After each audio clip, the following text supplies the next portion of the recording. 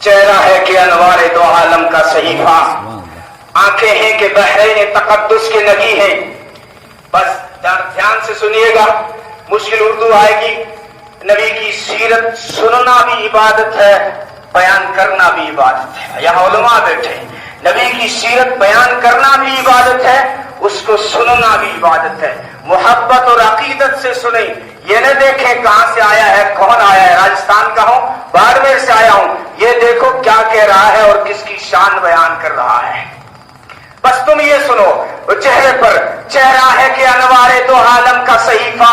آنکھیں ہیں کہ بحرین تقدس کے نگی ہیں، ماتھا ہے کہ وحدت کی تجلی کا برق ہے، عارض ہے کہ والفجر کی آیات کے امی ہیں، کیسو ہے کہ واللیل کے بکھرے ہوئے سائے، ابرو ہے کہ قوسین شب قدر کھلے ہیں، گردن ہے کہ برفرق زمین اوج سریا، لب صورت یاقوت شعاؤں میں دھلے ہیں، قد ہے کہ نبوت کے خد و خال کا معیار، بازو ہے کہ توحید کی عظمت کے علم ہے، سینہ ہے کہ رمز دل ہستی کا خزینہ، پلکیں ہیں کہ الفاظ رخ لوح و قلم ہے، باتیں ہیں کہ طوبا کی چٹکتی ہوئی کلیاں، لہجہ ہے کہ یزدہ کی زبان بول رہی ہے، خطبے ہیں کہ ساون کے امڑتے ہوئے دریا، قرات ہے کہ اسرار جہاں کھول رہی ہے، یہ دانت یہ شیرازہ شبنم کے تراشے، یاقوت کی وادی میں دمکتے ہوئے ہیرے، شرمندہ تاوے لبو دندان پیمبر، حرف بس ثنا خانی و خامہ بس سریرے،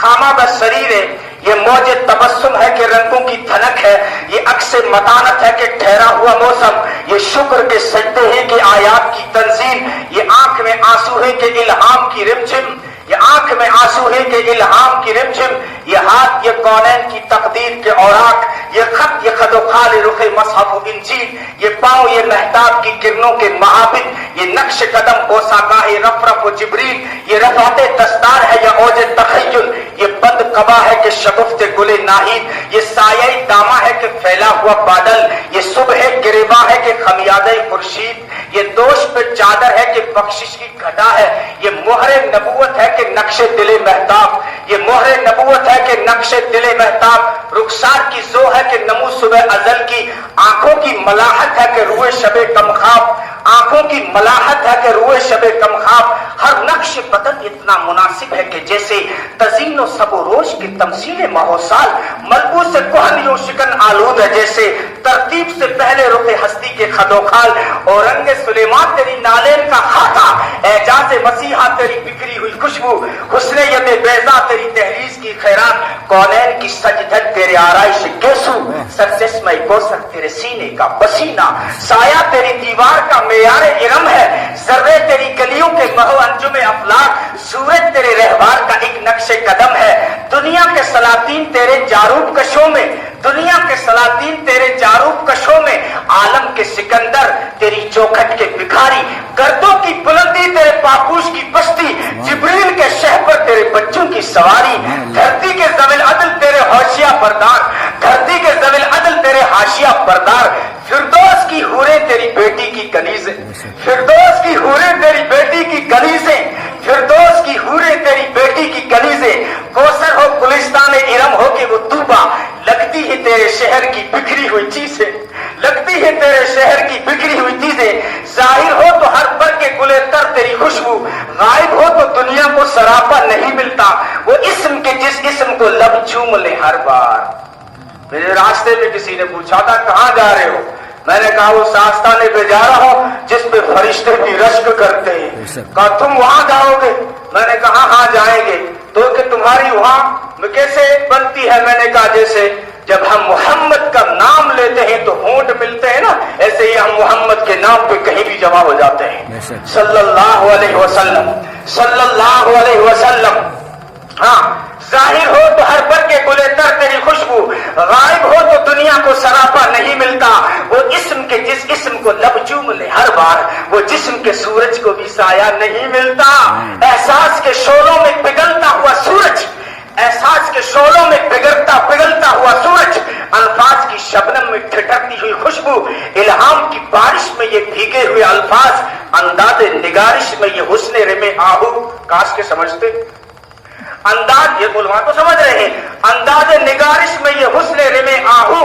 انداز نگارش میں یہ حسن رم آہو، ہر شہر کی رونق تیرے رستے کی جمی دھول، ہر شہر کی رونق تیرے رستے کی جمی دھول، ہر بن کی اداسی تیری آہٹ کی تھکن ہے، جنگل کی فضا تیری متانت کی علامت، بستی کی بھون تیرے تبسم کی کرن ہے، تیرے تبسم کی کرن ہے، میدان تیرے بوزر کی حکومت کے مضافات، کوثار تیرے کمبر و سلما کے بسیرے، صحرا تیرے حبشی کی محبت کے مسلے، گلزار تیرے محسن و مقداد کے ڈیرے، کہنے کو تو ملبوس بشر اوڑھ کے آیا لیکن تیرے احکام فلک پر بھی چلے ہیں، انگلی کا اشارہ تھا کہ تقدیر کی ضربت، انگلی کا اشارہ تھا کہ تقدیر کی ضربت، مہتاب کے ٹکڑے تیری جھولی میں گرے ہیں، مہتاب کے ٹکڑے تیری جھولی میں گرے ہیں، کہنے کو تو بستر بھی میسر نہ تھا تجھ کو لیکن تیری دہلیز میں اترے ہیں ستارے۔ حضرت آمینہ فرماتی ہے جب تشریف لائے نا اسی مہینے ربیع الاول میں،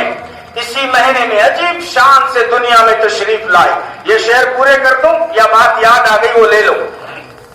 حضرت آمینہ فرماتی ہے کہ جو ہے اسی مہینے میں جب دنیا میں عجیب شان سے تشریف لائے ہیں، کس شان سے تشریف لائے ہیں کہ آلودگی کا ایک داغ نہیں، صاف شفاف دنیا میں تشریف لائے،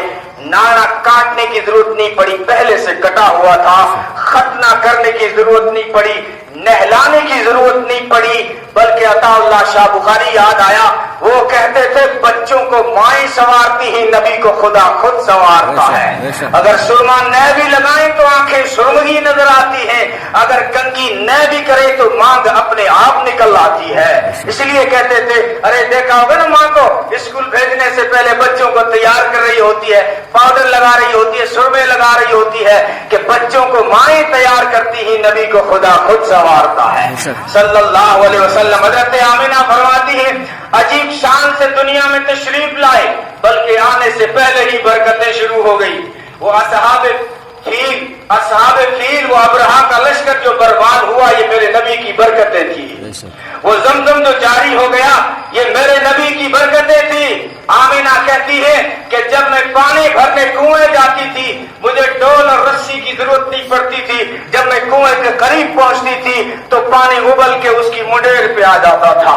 کہتی ہے چلتے ہوئے اگر میرا پاؤں پتھر پہ پڑ جاتا تو وہ ریشم سے زیادہ نرم ہو جاتا تھا، کہتی ہے اگر میں کسی حجر کے پاس، شجر کے پاس، درخت کے پاس، پتھر کے پاس گزرتی تو وہ پتھر مجھے سلام کرتے، وہ درخت مجھے سلام کرتے، وہ آمینہ مبارک ہو تو سارے نبیوں کے سردار کی امی ہے۔ ہائے ہائے عجیب شان سے دنیا میں تشریف لائے، ابھی آئے نہیں اس سے پہلے برکتیں شروع ہوئی، اور جب آئے ہیں تو ایسی عجیب شان سے آئے، آتے ہی سجدے میں چلے گئے، میں نمازیں پڑھانے آیا ہوں، سجدے سے سر اٹھایا، انگلی یوں اٹھا دی، پیغام تھا اب آ گیا ایک کو منانے والا، اور حضرت آمینہ فرماتی ہے میرے لال نے یوں انگلی کی، میں مکے میں تھی مجھے یمن کی کوٹھیاں نظر آ گئی، ایران کی حویلیاں نظر آ گئی، ملک شام کے بنگلے نظر آ گئے، یہ نور پھیلا، یہ نور، ارے کون پاگل ہے جو نور کو نہ مانے؟ مولانا تھانوی نے روایت نقل کی ہے، صحابی کہتا ہے اللہ کے رسول اللہ تعالیٰ نے کائنات بنانے سے پہلے کس کو پیدا کیا؟ نبی پاک صلی اللہ، یہ نشر الدین مولانا تھانوی کی کتاب اس میں یہ پہلی روایت ہے، وہ کہتے ہیں کہ جو ہے نبی پاک صلی اللہ علیہ وسلم سے جب پوچھا گیا، جابر بن عبداللہ نے پوچھا اللہ کے رسول اللہ نے کائنات بنانے سے پہلے کیا چیز پیدا کی؟ تو نبی پاک صلی اللہ علیہ وسلم نے فرمایا جابر اللہ نے کائنات بنانے سے پہلے اللہ نے تیرے نبی کا نور پیدا کیا، تیرے نبی کا نور پیدا کیا۔ یہ اس چلو آگے چلتے ہیں، وہ امام زین العابدین